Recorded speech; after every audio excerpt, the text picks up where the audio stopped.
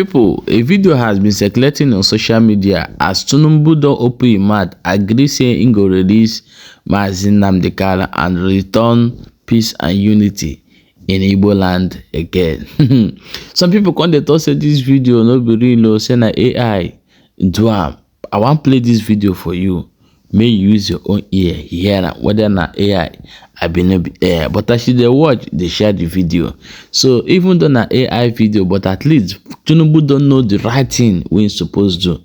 If they don't know how they want to take write the script wey they read, or how they want to talk am, from this video im go learn a lot. If na him talk am, congratulations to Mazi Nnamdi Kanu. Abeg share and follow this page. Very very important, because if you know they follow this page, you go dey miss updates back to back. This page, I want us to take it to 250 before this month ending. I believe we can do it. Follow the page and share it. Watch the video. Dear compatriots, distinguished elders, leaders of thought, traditional rulers, members of the National Assembly, judiciary, diplomatic community, security agencies, our vibrant youth, and especially my brothers and sisters in the Southeast, good evening. Tonight, I address you at a defining moment in the life of our great nation. Nigeria has always been a country of strong opinions, deep emotions, and powerful convictions. We are passionate people. We care deeply about justice, fairness, dignity, and identity. That passion is not our weakness, it is our strength. But passion must be guided by wisdom. Emotion must be balanced with responsibility, and leadership must be anchored in courage. For years, the matter of Mazi Nnamdi Kanu has remained one of the most sensitive issues in our national discourse. It has stirred debates in homes, markets, churches, mosques, universities, and across the diaspora. It has generated legal arguments, political tensions, and community divisions that have touched every corner of our federation. As president, I have followed this matter closely, not merely as a political issue, but as a national concern with deep implications for our unity, stability, and future. Today, after extensive consultations with key stakeholders, legal advisors, security agencies, respected Southeast elders, the National Council of State, and international partners, I speak clearly and directly to the Nigerian people about the path forward. Nigeria must move forward. And moving forward requires courage. It requires reconciliation. It requires healing. It requires leadership bold enough to turn the page. Let me affirm a fundamental principle. Nigeria is governed by the rule of law. Our institutions must be respected. Our courts must function independently. Justice must not only be done, it must be seen to be done. The legal processes surrounding Mazi Nnamdi Kanu have been complex and prolonged. As president, I do not interfere with the judiciary. I do not dictate outcomes. I will never undermine our constitutional order. However, leadership also means recognizing when political solutions within the bounds of law can advance national peace.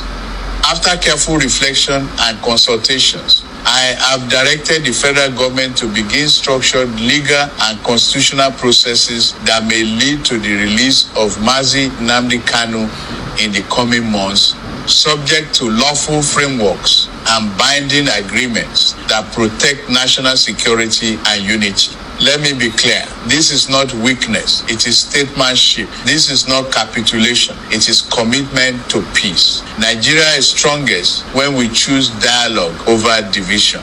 We are most powerful when we build bridges, not walls. My brothers and sisters in Abia, Anambra, Ebonyi, Enugu, and Imo, this message is especially for you. You are an indispensable part of Nigeria's story.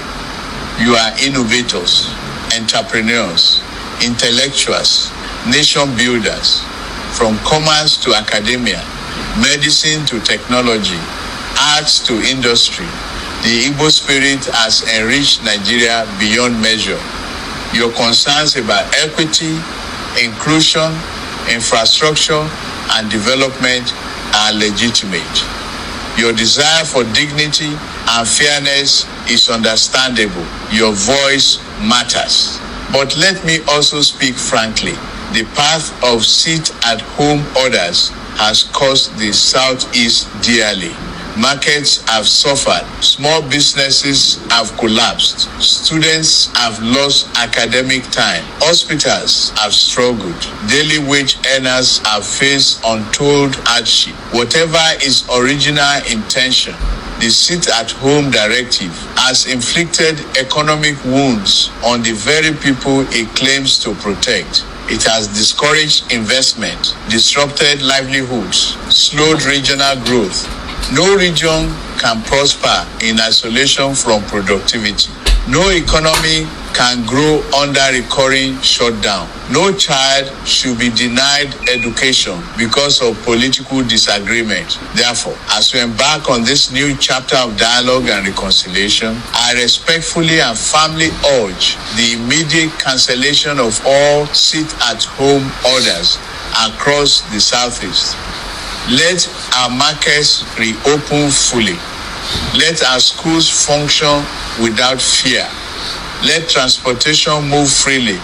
Let investors return with confidence. Let families live without uncertainty. If we are serious about development, we must create an environment where businesses thrive, not struggle, where education flourishes, not pauses, where hope expands, not contracts. To those who feel anger, frustration, or distrust, I hear you. But we cannot heal Nigeria by deepening our wounds. We cannot strengthen our federation by tearing at its seams. We cannot build prosperity on instability. Releasing Nnamdi Kanu within a lawful framework is not the end of a conversation. It is the beginning of a new one. It will require responsibility from all sides. It will require commitment to non-violence. It will require adherence to the Constitution.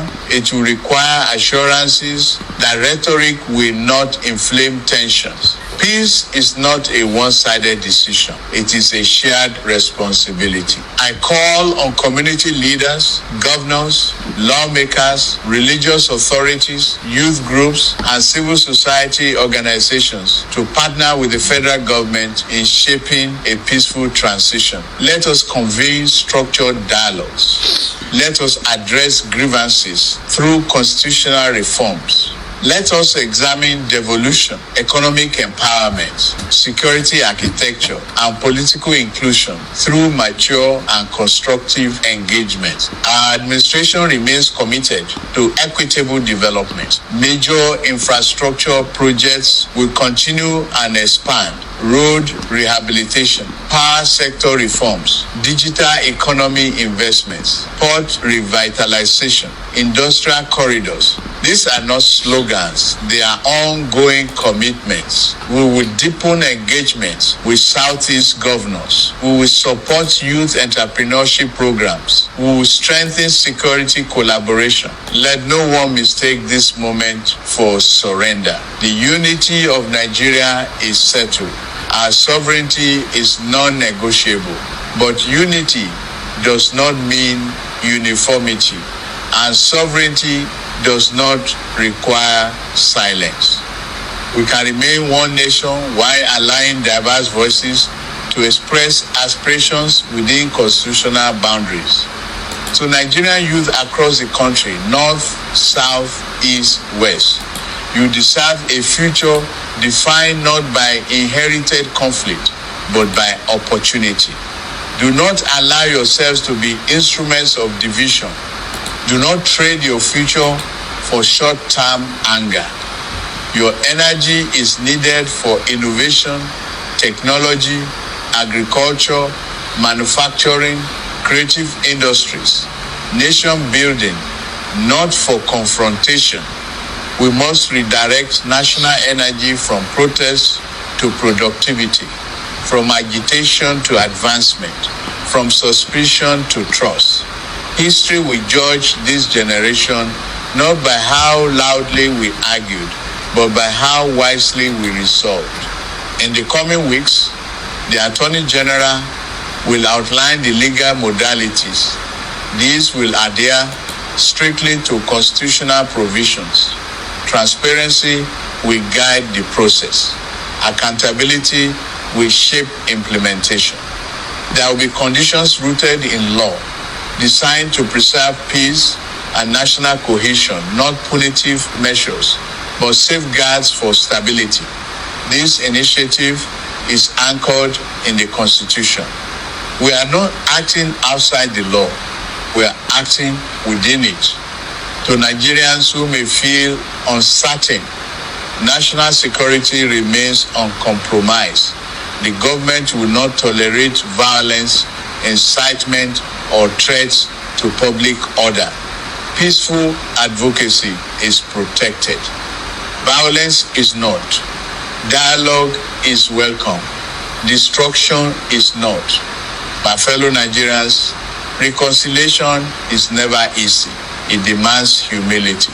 It demands compromise. It demands patience. But it also yields peace.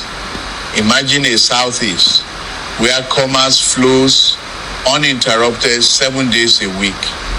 Industries operating at full capacity. Schools completing academic calendars without disruption. Investors building factories, technology hubs, agro-processing centers, young graduates finding employment at home instead of searching endlessly abroad. This is possible, but it requires collective will. We stand at a crossroads. One path leads to prolonged suspicion, economic stagnation, recurring unrest. The other leads to dialogue, reform, stability, growth. Leadership has chosen dialogue. Now, citizens must choose peace. To mercy Nnamdi Kanu's supporters, if release comes under these lawful processes, let it mark the end of confrontation and the beginning of cooperation. Channel your passion into enterprise. Channel your energy into development. Channel your influence into peaceful advocacy. This is the moment we choose renewal over resentment.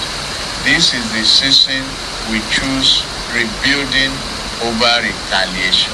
This is the chapter where Nigeria demonstrates that even our most difficult conversations can end in constructive resolution. Let markets reopen. Let classrooms remain filled. Let prayers rise for unity. Let businesses expand. Let the drums of division fall silent.